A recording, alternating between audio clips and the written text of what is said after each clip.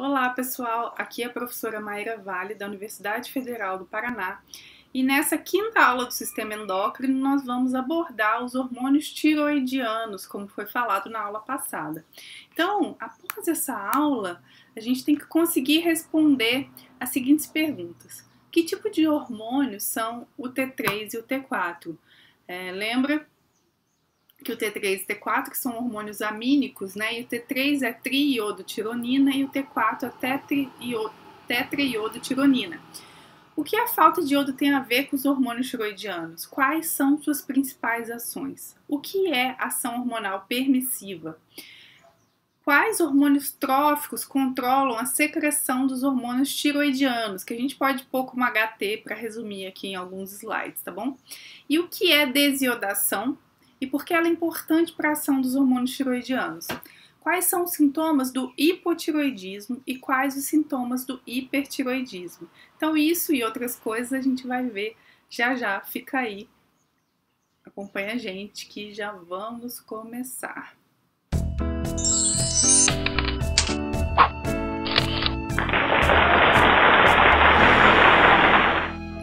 Um aspecto muito importante e interessante do estudo dos hormônios é justamente o estudo do jejum. E é muito interessante a gente estudar o jejum ou como se descobriu os efeitos do jejum, porque grande parte desses estudos foram feitos na década de 70, em que se utilizavam presos que estavam fazendo greve de fome para entender como o jejum age, né, a longo prazo, porque eticamente você não pode pedir para humanos pararem de comer para você estudar, né? Então, os pesquisadores aproveitavam que os presos estavam fazendo greve de fome, né, volitivamente, e daí eles iam lá e estudavam essas pessoas durante esse período. Mas uma coisa muito interessante que é dessa época também, e eu acho que ilustra muito bem a importância do hormônio tiroidiano, que às vezes é difícil da gente entender, são esses dados aqui.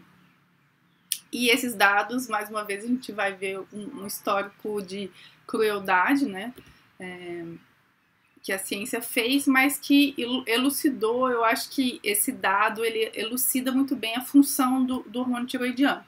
Então, os animais, tipo o rato, se você deixar ele em jejum, ele vai durar cerca de 7 dias, como a gente pode ver aqui nesse gráfico. Então aqui estão os dias de fome, né, o dia de jejum e o tempo que o animal vai sobreviver. Então o animal normal, ele dura cerca de 7 dias. Humanos chegam a durar mais de mês, gente. Mas assim, o rato é muito pequenininho, tem um metabolismo muito rápido, então esse animal vai durar 7 dias. Olha só que interessante que esses pesquisadores viram quando eles tiram a tireoide, fazem uma tireoidectomia, né, que é a remoção da tireoide nesses animais. Eles passam a durar mais do que o dobro do tempo, quase o triplo, né? 20 dias, se fosse 21 dias, daria exatamente o triplo. E qual a razão disso, né? É justamente porque os hormônios tiroidianos são os principais responsáveis pela manutenção da taxa metabólica. Então, quando você remove a tireoide, você joga o metabolismo do animal lá embaixo. Esse animal, ele vai ficar totalmente apático, né? Ele vai ficar quietinho, a temperatura do corpo dele vai cair e com isso ele consegue conservar a energia e sobreviver mais de 20 dias. E aí, em relação a metabolismo, né, mesmo, porque o que acontece durante o jejum? No início, você degrada a sua reserva de carboidrato, que é quem, gente? Vocês conseguem lembrar das aulas de bioquímica? A nossa reserva de carboidrato é o glicogênio que está armazenado no fígado. Só que isso dá para humanos, tipo, cerca de 24 horas. Então, ou seja, é uma reserva que se depleta rápido. Depois disso, começa a utilizar a gordura e, por fim, chega nas proteínas, né? Na verdade, já desde o início também, depois que acaba o glicogênio, para a produção de gordura, se usa uma certa quantidade de proteínas, mas à medida que você vai usando mais e mais proteínas, as proteínas elas são estruturais. E sendo estruturais, se você está usando parte do seu corpo para obter energia, você já chegou no limite da exaustão, né? Então, com o hormônio tiroidiano é muito interessante que você vê que aqui, ó, o que acontece com o rato que não não foi retirada a tireoide no rato normal, com 2 a 3 dias ele tem um pico de proteólise, ou seja, um pico de quebra de proteína para a produção de glicose para a manutenção da vida, né? O cérebro, principalmente, alguns outros tecidos, eles basicamente usam glicose, enquanto outros conseguem usar gordura como fonte de energia. Então, o corpo ele tem que manter o cérebro ativo e assim ele tem que fazer neoglicogênese, que é a síntese de glicose a partir de coisas que não são glicose. Qual a fonte preferida para isso? Aminoácidos. Então, o corpo começa a quebrar proteínas para fornecer esses aminoácidos para gliconeogênese. E aí, o animal com tireoidectomia, ele também não apresenta isso. Ele não apresenta esse pico de proteólise, então ele acaba durando muito mais tempo, né? Eu sei que alguns de vocês podem estar horrorizados, e eu espero que estejam horrorizados, né? Com, nossa, coitado dos ratos que fizeram jejum forçosamente para esses experimentos. Mas eu quis contar, porque eu sempre gosto de ver um pouquinho da história, e eu sempre achei esses experimentos bastante fascinantes, porque mostra o poder da ação dos hormônios, né? Então eu acho que ilustra bem a função, espero que tenha ajudado vocês a compreenderem. Mas então vamos lembrar quem é a tireoide. A tireoide é essa glândula com formato de borboleta que fica aqui na frente da traqueia. Então ela fica bem nessa altura aqui e ela é uma das maiores glândulas do corpo e ela tem uma super irrigação sanguínea, é uma das maiores do corpo, mostrando que ela é muito ativa, né? E ela vai ter basicamente 2 tipos de célula, as células foliculares, que vão produzir o T3 e T4, e a célula C, que está em bem menor quantidade na tireoide, mas faz parte dela, que produz a calcitonina, que como o nome já indica, ela tem a ver com o metabolismo do cálcio, né? E aí a gente vai ver isso na aula de homeostase do cálcio e fósforo. Então, essa glândula, ela vai produzir o T3 e T4.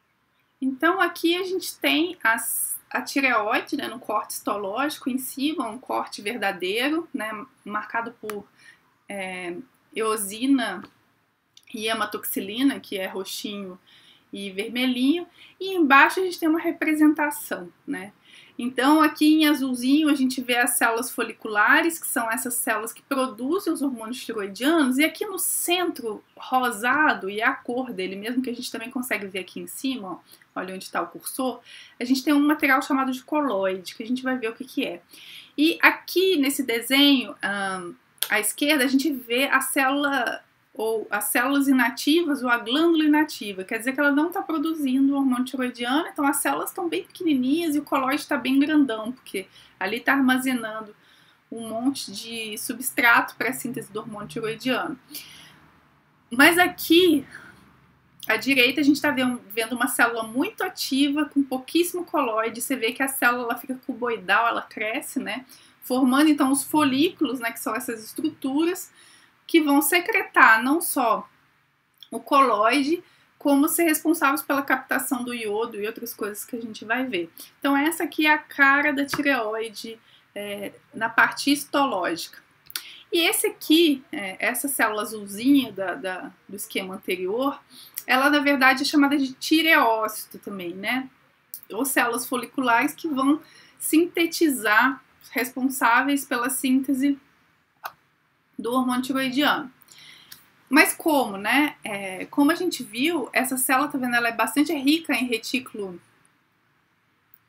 endoplasmático rugoso, justamente porque ela sintetiza aquela proteína que forma o coloide, que é a tiroglobulina, e além disso ela tá na parte basolateral próxima, então, a capilares sanguíneos, né, por onde ela vai escoar esse hormônio tiroidiano.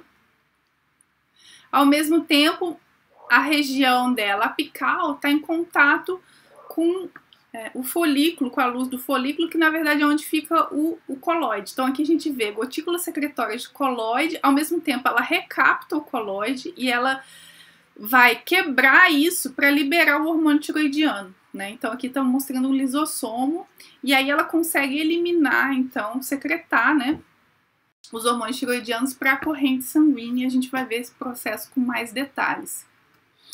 Então, a estrutura química, lembra que eu já até falei no início da aula, é um hormônio amínico. Os dois outros grupos de hormônio amínico, que são hormônios derivados dos aminoácidos que a gente tem, são a melatonina e as catecolaminas. Então, né, basicamente, hormônios tiroidianos, melatonina e catecolaminas são os hormônios amínicos. Os hormônios tiroidianos, eles são derivados da tirosina, e na verdade são a união de duas tirosinas, só que a gente tem dois tipos de hormônio tiroidiano. Na verdade, mais de dois tipos, mas no geral a gente vai falar só desses dois, que são a tiroxina e a triiodotironina. Qual a diferença entre eles, basicamente? É que quando duas tirosinas se condensam, elas, né, formam um esqueleto do hormônio tiroidiano, mas além disso, elas são ligadas a iodo. Então, tiroxina é T4. Por que 4? 4 iodos. Então, a gente está vendo aqui em verde os iodos. Ao mesmo tempo, a triiodotironina são 3 iodos, né? Fica faltando um. E aí a gente vai ver qual o efeito da gente ter esses dois tipos de hormônio diferentes, né? O que cada um faz. Como a gente viu, a síntese, além da tirosina, depende basicamente do iodo. Então, existe uma ingestão recomendada de iodo no mundo inteiro. É cerca de 150 microgramas por dia. Só que o iodo é um dos nutrientes, digamos assim, dos micronutrientes mais raros a gente encontrar na natureza. Ele está muito presente em comida derivada do mar, frutos do mar. Porém, a gente sabe que nem toda região é rica em frutos do mar, nem toda região tem acesso ao mar. Então, era muito comum a deficiência de iodo na população, e para poder suplantar isso, existia uma política pública que é presente em vários locais do mundo, que é suplementar o sal, o NaCl com iodo. Com essa suplementação, então, conseguiu-se suplantar o problema do hipotiroidismo, que é a falta de hormônio tiroidiano, que, dentre outras causas, uma das causas é a falta do iodo, né? O que é recomendado por dia de ingestão do iodo muda, né? Se adultos é 150 microgramas por dia, durante a gravidez isso aumenta, em crianças é um pouco menos. O engraçado mesmo com essa suplementação, né, nos Estados Unidos existe, às vezes, algumas pessoas podem comer abaixo e outras acima, mas a maior parte dos países ainda come ou ainda ingere pouco iodo por dia, o que pode gerar problemas. Então, mostram a importância dessa política de saúde pública. Por isso que quando a gente vai no supermercado aqui, a gente vê sal iodado, né? Não é que o sal é iodado naturalmente, isso é uma ação para evitar um problema de saúde, que é um problema muito comum se o sal não foi iodado. Em relação ao metabolismo do iodo, né, essa quantidade que a gente absorve, se a gente absorver 500 microgramas de iodo na dieta por dia, 120 vão ser captados pela tireoide. Alguns outros tecidos captam também iodo, mas a gente não tem uma explicação muito clara da função do iodo nesses tecidos. O principal captador mesmo é a tireoide, né? Uma parte desse iodo acaba sendo perdida, liberada, cerca de 40 microgramas. Micrograma, gente, é 1 grama dividido por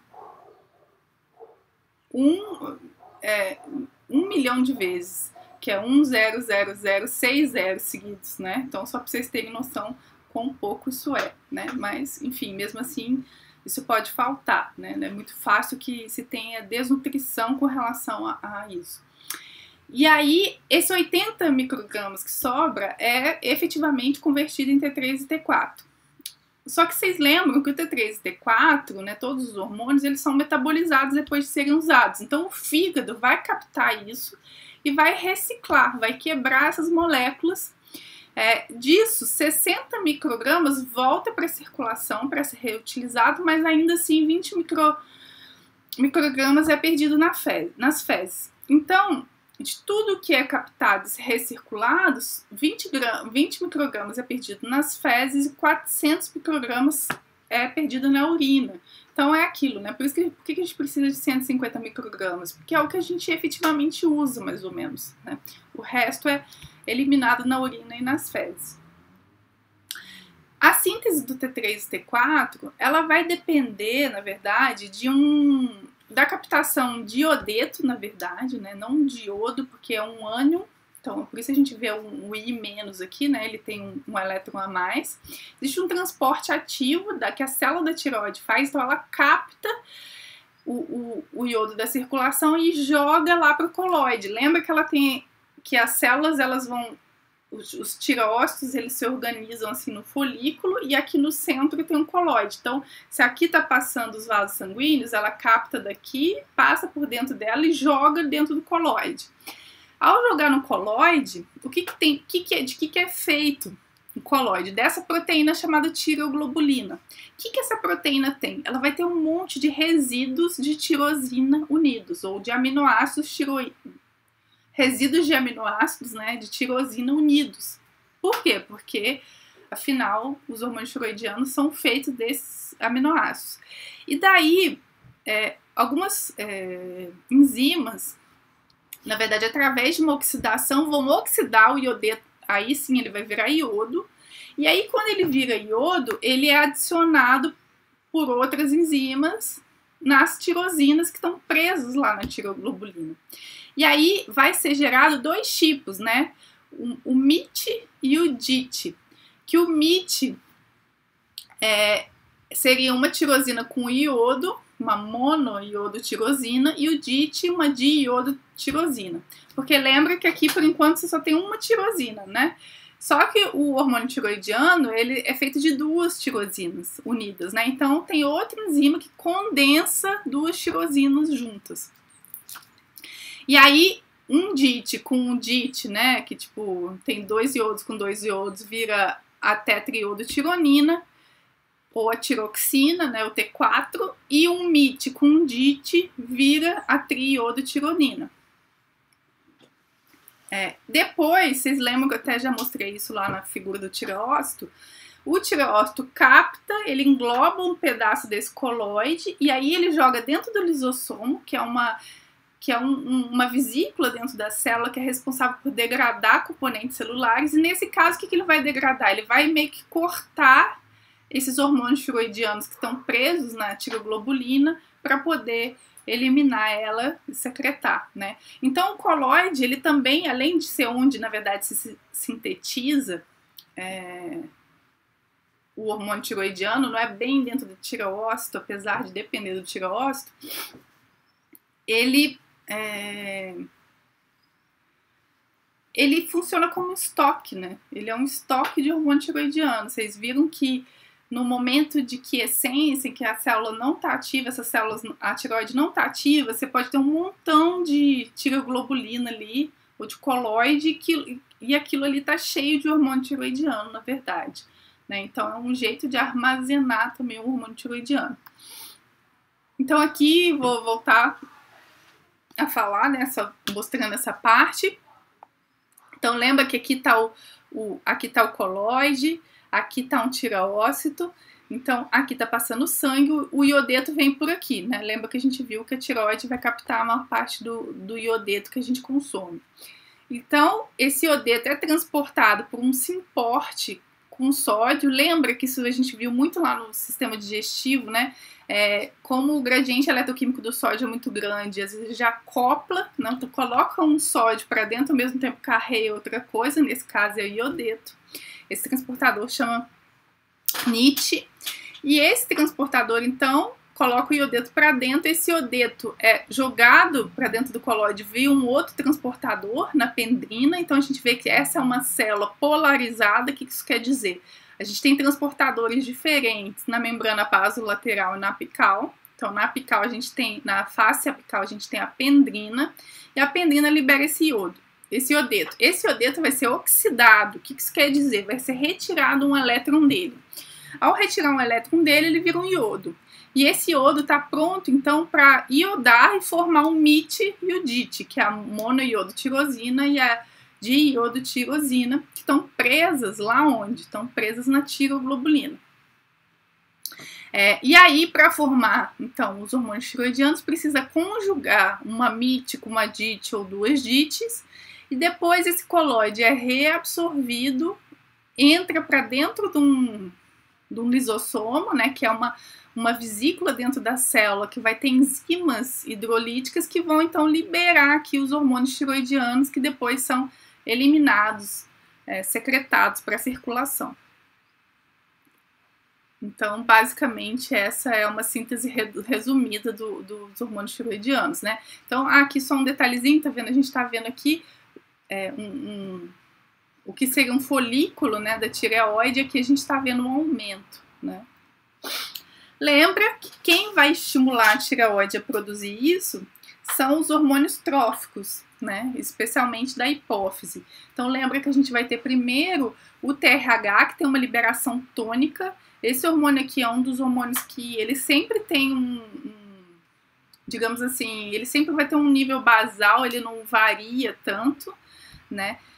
Ele vai estimular o TRH. O TRH é o hormônio liberador do TSH, então isso no hipotálamo. Isso cai na corrente sanguínea, lembra, sistema porta-hipofisário. Esse sistema estimula a adenohipófise a liberar o TSH, que é o hormônio estimulador da tireoide. Esse hormônio é quem vai estimular a tireoide a fazer todas essas funções que a gente viu, a produzir coloide, a captar iodeto, enfim, é fundamental, né? Sem a presença dele, a tireoide diminui de tamanho, fica quiescente. E aí estimula então a tireoide a liberar o T3 e T4, que vão ter vários efeitos metabólicos sistêmicos. Aqui a gente já está vendo uma coisa que é muito interessante, que é o seguinte, e que eu ainda não comentei. A maior parte do hormônio tiroidiano secretado é o T4 e não o T3. Inclusive, se um de vocês aí tem problema na tireoide, hipotiroidismo, que é uma coisa bastante comum agora, provavelmente vocês tomam tiroxina, né? Ou se vocês não têm, perguntem para alguém que tem, a mãe, alguém que mais velho, né? No geral é tiroxina. Por que é a tiroxina? Porque, na verdade, quem tem ação biológica é o T3. Só que, para ele ter ação biológica, é necessário que haja uma conversão nos tecidos. Qual que vai ser essa conversão? Uma perda de um iodo, né? Do T4 vira T3. E aí, sim, esse T3 vai ter ação biológica. Então, lá da tireoide mesmo, pouco T3 sai, apesar dele ser o ativo. Quem sai mais é o T4. Então, mesmo como remédio, né, como suplementação, já que está faltando hormônio tiroidiano, as pessoas tomam um T4 e aí o próprio corpo converte esse T4 a T3. Então, como se dá essa desiodação nos tecidos periféricos, né? Então, os tecidos, eles captam o T4 principalmente, né, já que a maior parte vem na forma de T4. E aí, o fígado e o rim e o músculo esquelético são os principais órgãos que vão ter uma enzima chamada desiodase. E essa enzima vai ser responsável por converter o T4 a T3. Mas tem outros dois tecidos que também têm outro tipo de desiodase, então tem a desiodase 1 e a 2, que seriam a hipófise, o sistema nervoso central, e a placenta, que tem a desiodase 2, que vai então também converter T4 e T3. E com isso, então, a gente tem um hormônio que é metabolicamente ativo, né? Lembrando que 99% do hormônio tiroidiano vai circular ligado à globulina, ele também não circula de forma livre, e 75 a 80% do hormônio tiroidiano liberado é tiroxina, né? 20% só é T3 diretamente, então essa desiodação ela é muito importante. Os fatores que vão afetar a secreção dos hormônios, do TSH, existem imunoglobulinas estimulantes da tireoide. Na verdade, aqui, quando elas estão muito aumentadas, isso acaba gerando uma doença que a gente vai ver. E aumento dos níveis da globulina que se liga aos hormônios tiroidianos, que é uma coisa, por exemplo, que acontece na gravidez. Então, durante a gravidez, tem uma estimulação da síntese de TSH para estimular a síntese de mais hormônio tiroidiano. Isso, inclusive, é super importante, porque se a grávida a gestante tiver com hipotiroidismo, isso pode trazer consequências graves para o feto, que a gente vai ver no fim dessa aula. Os fatores que vão inibir, né, fatores estimulantes, na verdade, ele é tônico, isso que eu falei pra vocês, né, tem alguns fatores que vão alterar, mas assim, não é a pessoa ficou estressada, diminuiu, aumentou, não tem essa modulação, é sempre tônico. Se mudou com TSH, né, se tem alguma coisa tendo ação do TSH ou durante a gravidez, é importante que aumente a síntese do hormônio tiroidiano. Agora, fatores inibitórios a gente vai ter várias, né? Então, tem a deficiência do iodeto, como a gente já viu, que acontecia antigamente, muito comum, uma deficiência nutricional. Deficiência de deiodinase, por causas genéticas, então algumas famílias vão ter mutações na desiodase, ou deiodinase, que é uma enzima, então mutações que vão acabar fazendo com que as pessoas não convertam T4 a T3. Outra é ingestão excessiva de iodeto, porque aí é um ponto, né? O iodeto ele tem que ser mais ou menos numa medida certa, porque se ele for muito acima ou muito abaixo, acaba tendo problemas. Tem alguns inibidores daquelas enzimas, daqueles transportadores, como por exemplo perclorato ou tiocianato, que inibe aquele cotransporte da NIT, né? Que é de sódio e iodeto, quando o tireócito está captando iodeto do sangue. Propiltiuracil, esse nome lindo, né? Inibe a enzima peroxidase, que é aquela que vai converter o iodeto a iodo, né? Que oxida o iodeto, e a redução dos níveis de TBG. Como a TBG, que é a proteína que circula ligada ao hormônio tiroidiano, ela é produzida pelo fígado, em alguns casos de doença hepática isso pode acontecer e isso inibe a produção do hormônio tiroidiano. Mas é sempre bom lembrar, gente, que a liberação ela é tônica. Até deixei isso aqui para eu não esquecer de falar isso para vocês. Então, na verdade, a gente tem alguns... O que inibe, né? É falta de iodo, problemas genéticos, ingestão excessiva, né? Tanto a falta quanto a ingestão excessiva, e alguns aí fármacos que podem ter, ou algumas drogas que podem ter essa ação. A ação molecular do hormônio tiroidiano, ele tem um receptor nuclear. Lembra que ele é capaz de entrar dentro da célula, então a maior parte das células do corpo responde a ele. O receptor dele é nuclear e a ação dele em nível molecular ela é muito genômica, né? Ela depende da transcrição gênica. Por quê? Pela síntese de novas enzimas. Não só a síntese, como também a inibição. Então, existem elementos responsivos aos hormônios tiroidianos no DNA, aonde então vai se ligar o receptor de retinoide, que é o receptor dele, né, junto com fatores transcricionais. Esses fatores, então, eles vão aumentar ou diminuir a expressão gênica.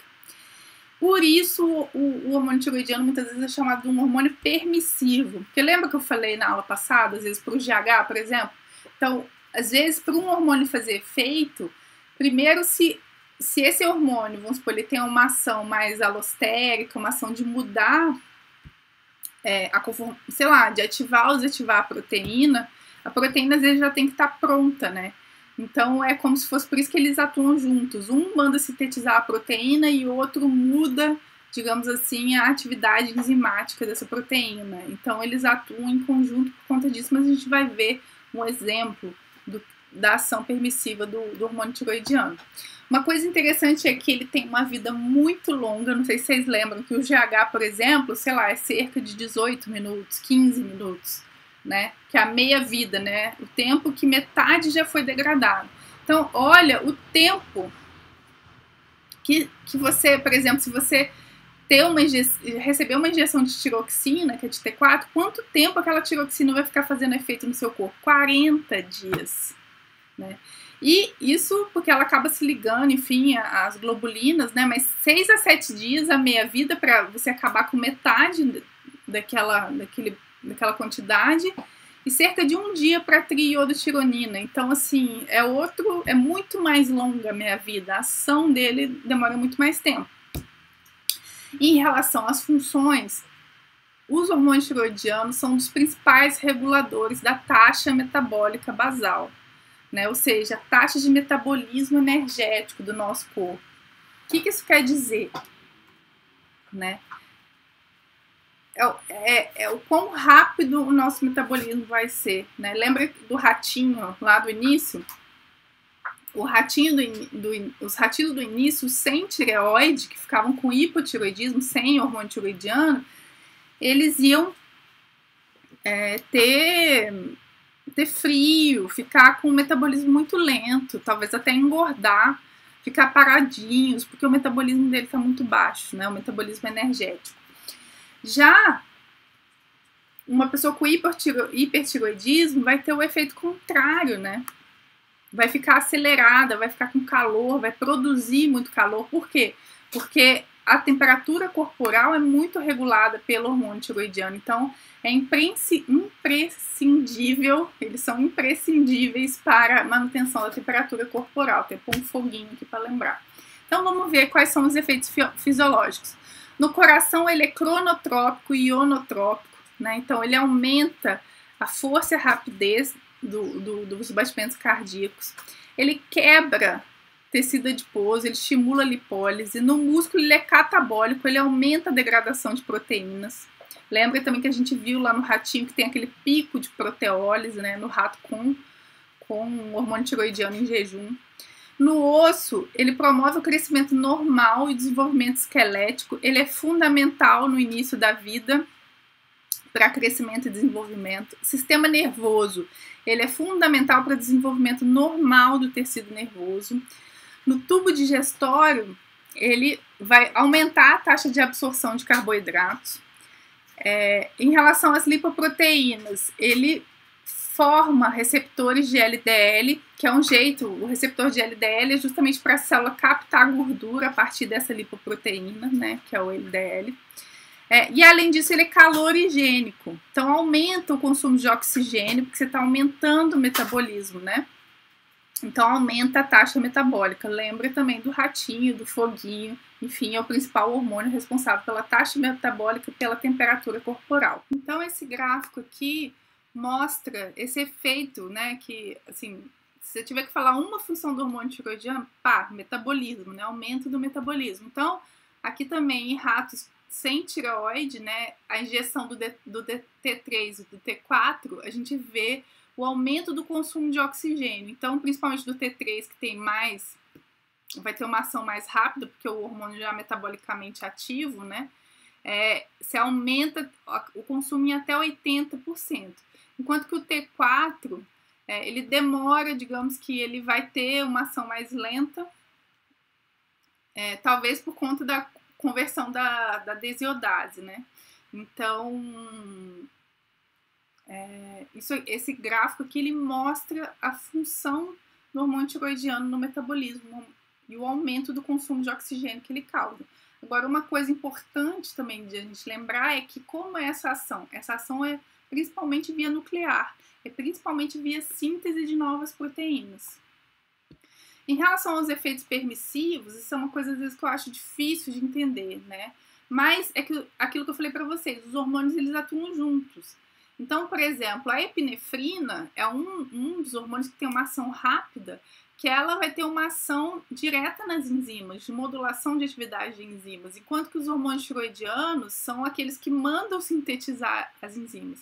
Então, por que eles têm que atuar juntos? Para eles serem efetivos, né? Então, ou um faz uma coisa e o outro faz outra. Então, aqui, ó, por exemplo, o estímulo da lipólise, que é a quebra da gordura, como que a gente observa, né, de acordo com o tempo? Com a presença de ácido graxo na circulação, porque quebrou o triacilglicerol que está lá no tecido adiposo e liberou ácido graxo para ser usado na circulação. Então, se eu faço uma injeção de epinefrina, eu tenho uma resposta maior. De hormônio tiroidiano, bem baixinha, mas se eu coloco os dois juntos, olha o que acontece. Então, eu tenho uma ação aditiva, porque eles estão tendo um efeito. O hormônio tiroidiano tem um efeito permissivo, não só com a epinefrina, como, por exemplo, também com o GH. O GH, para ele poder agir no crescimento, ele depende muito do hormônio tiroidiano. Outra coisa muito interessante, lembra que eu falei que tinha mais de dois tipos de hormônio tiroidiano? Na verdade, a gente tem também o T3 reverso. O que é o T3 reverso? Lembra que eu tenho a molécula, né? Então, eu tenho 4 iodos.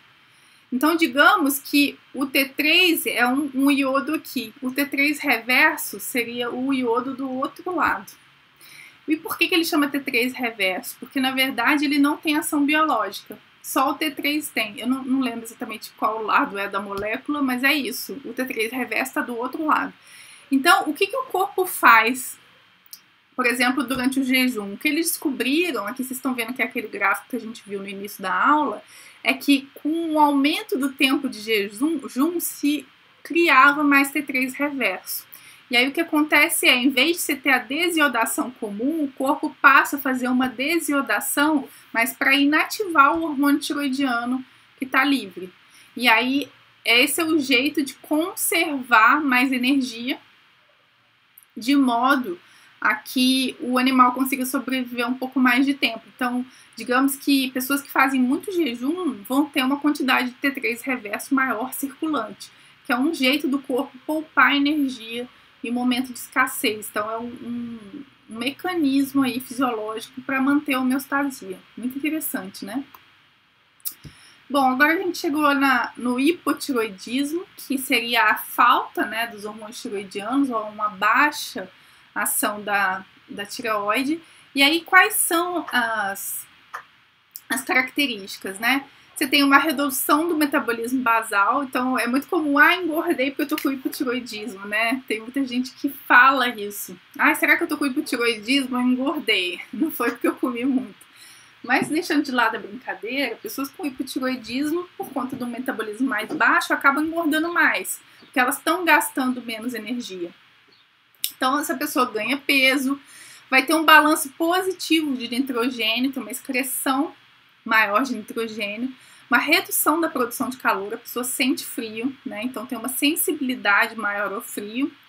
Redução do débito cardíaco, a gente viu que o hormônio tiroidiano tem um efeito ionotrópico e cronotrópico no coração, então, né, aumenta a rapidez e a força do batimento cardíaco.